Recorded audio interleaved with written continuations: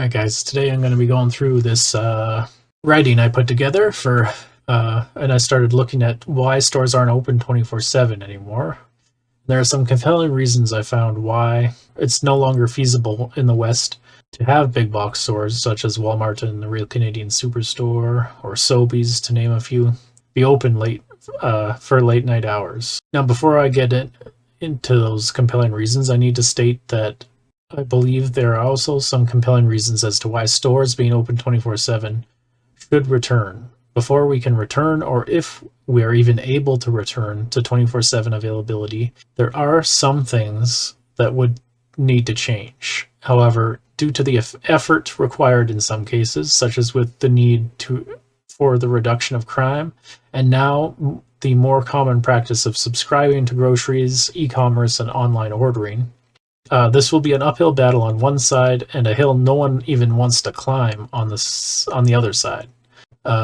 Before continuing, it's important to clarify that if you're going to research this yourself, the National Retail Federation discontinued its long-running annual shrink report in 2024 due to the methodology concerns related to how shrink and organized crime was being interpreted and reported. Shrink includes more than just theft. It also accounts for administrative errors, vendor fraud, and inventory miscounts. So when retail crime statistics are discussed in public debates or in any other form, it's important to understand that not all shrink is theft, not all theft is organized retail crime, and not all retailers are experiencing the same loss patterns. The discontinuation of the report does not mean retail crime isn't happening, but it does mean that some previously cited statistics should be viewed with more caution and proper context, specifically for 2023 and older. This source from Aurora.co shows that retail theft and inventory shrinkage is a major factor as to why large stores in the West have not returned to pre-COVID operating hours. It's not just the theft, but also violence level associated with the thefts is increasing. Because of this, keeping doors open after hours becomes riskier for the employees as well, which increases store liability. This crime statistic will need to be decreased in the West before any true return to 24-hour big box stores. We need to reduce crime. We need more vigilance in this area. Some small stores, such as convenience stores, have actually seen success in the 24/7 model due to their small size and their ability to function with fewer staff, and they can restock quickly. Large stores cannot compete on this level in the 2026 market because staffing and stocking large stores at 3 a.m. for 10 customers is no longer as feasible as it was. Due to increasing costs, as well as the realization that consumer habits have been forced to change since the pandemic, and it is cheaper to send one guy to deliver groceries to 10 houses in the morning rather than staying open all night for 10 customers. This leads me to the point that shoppers have changed their habits largely ordering online and having groceries delivered. This source from Coherent Market Insights points out the massive increase of e-commerce since the pandemic. These are two hills that must be climbed to return to a big box stores being open 24/7. One hill is the theft and crime rate has to be reduced. It's an uphill battle. It's not going to be easy with the current state of the West.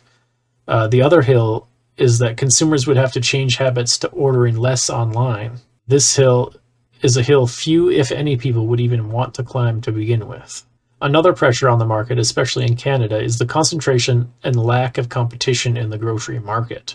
According to the Competition Bureau of Canada, sites like Loblaws, Sobeys, and Metro have all overshadowed smaller independent storefronts. Smaller 24/7 chains and convenience stores will need to become more common and more widespread before 24-hour shopping would be even able to make a substantial comeback here. A concern I have is the closing of 24-hour shopping in the West traps neighborhoods and the surrounding areas in a cycle of self-fulfilling prophecies. The first is the security paradox. When a store fears theft, they lock items behind plexiglass, where you must ask staff to retrieve items requiring an app to enter. or adding aggressive security measures.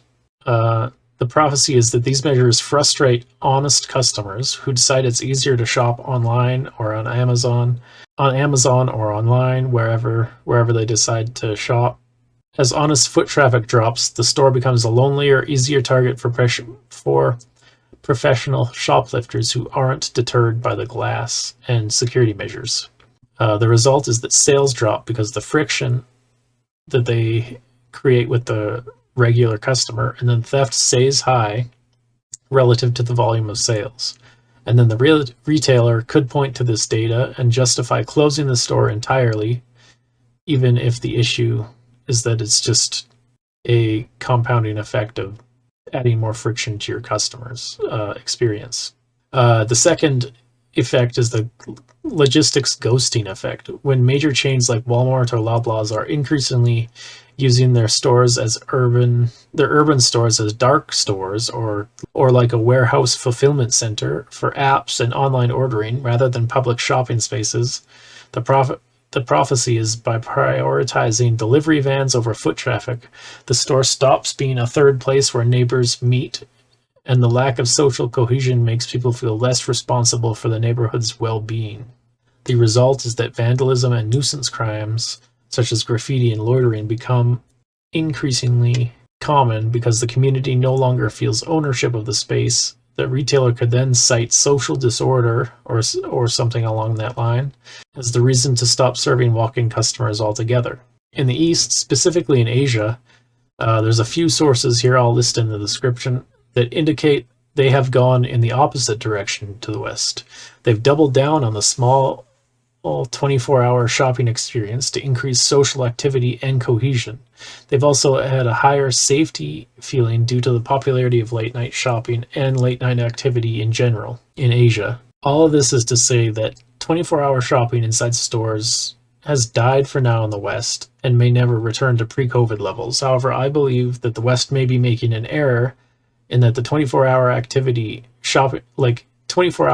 should be more encouraged and maintained, as without it, society becomes more rigid and less flexible socially, especially after COVID. We will need to make some moves directed toward overall crime reduction and vigilance in crime reporting if we want to reclaim some of that flexibility.